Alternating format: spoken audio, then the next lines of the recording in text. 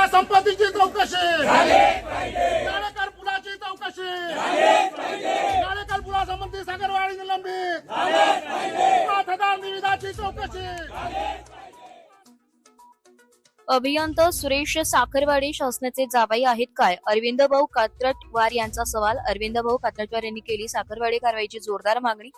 सामाजिक कार्यकर्ते आदेवजी लोहंबरे, गोपाल मोंगरकर, दिलीप फलादे, प्रकाश भजबुजे, स्वप्नील जुमनाके, प्रशांत ठाकूर यांच्या उपस्थितीत गडचिरोली येथील सार्वजनिक बांधकाम विभाग क्रमांक 2 चे भ्रष्टाचारी कार्यकारी अभियंता सुरेश साखरवाडे यांच्यावर फौजदारी कारवाई करून त्यांना सेवेतून निलंबित करण्यात यावे, तसेच त्यांची गडचिरोली जिल्ह्यातून हकालपट्टी करण्यात यावी.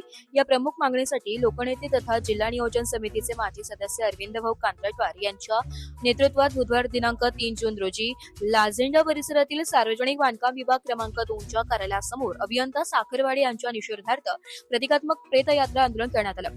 या आगळ्या वेगळ्या आंदोलनाने नागरिकांचं लक्ष वेधून घेतलंच, मात्र आंदोलन पाहून प्रशासन चांगले सादरले.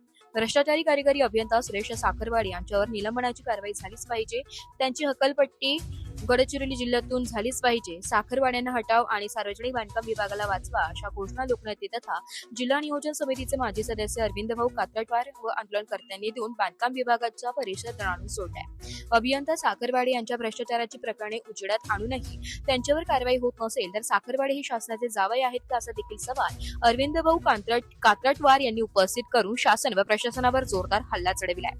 कार्यकारी अभियंता श्री साखरवाडे यांच्या भ्रष्टाचाराची अनेक प्रकरणे उजेडात आणून कारवाईची मागणी करण्यात आली आहे. तसेच 25 मे 2026 रोजी अधीक्षक अभियंता यांच्या कार्यालयासमोर षटफरे बचाव आंदोलन करून शासन प्रशासनाचे लक्ष वेधण्यात आलं, परंतु अद्यापही झोपी गेलेल्या शासकीय यंत्रणेला जाग आलेली नाही. यामुळे प्रतिकात्मक प्रेतयात्रा आंदोलन करण्याची वेळ आल्याचं अरविंद भाऊ कात्रटवार यांनी सांगितलंय. इस्पराठी न्यूजसाठी बिदर संपादक जावेद अली सय्यद, गडचिरोली.